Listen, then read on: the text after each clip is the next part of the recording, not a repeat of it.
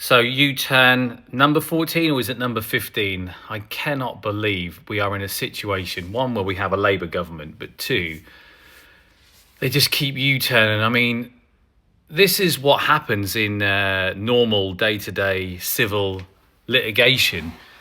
You have another side who does something stupid, and you get days before the court date, and then the advice that they get given is that they can't win, and they backtrack. And it's not been published because it's not in Labour's interest or even Reform's interest, but they would have had to have paid Reform's costs. But Reform aren't going to brag about that because obviously it is taxpayers' money.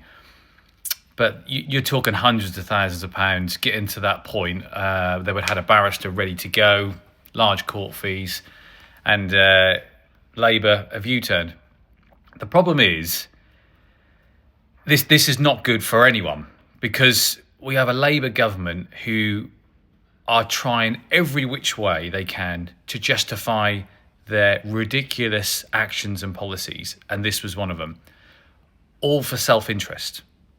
The only reason that they were going to cancel so many elections is because they know that they are looking at a complete washout.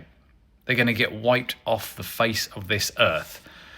And for them to cancel an election just because they don't want to lose just goes to show the level that they will take themselves to just to stay into power and get their policy through. And if you look at their policies, taken from pensioners, taken from farmers, taken from business owners, taken from workers to give to benefit streets. That's it.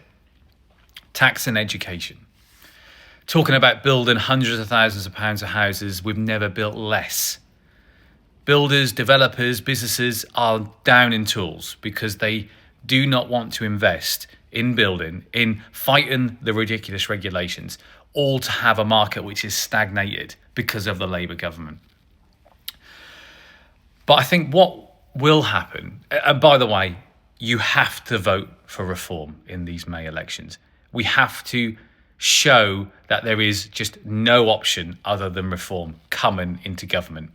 But what's going to happen, and I'm sure other people have said this already, in May, Labour are going to get wiped out completely. Reform are going to come in. That will be the end of Keir Starmer. They're literally putting him out there, baiting him to take the hit of the May elections. They'll get rid of him. Some people are talking about Angela Rayner. Some people are talking about Ed Miliband maybe stepping in, Andy from Manchester, whatever. But I'm hoping it will have to trigger a general election.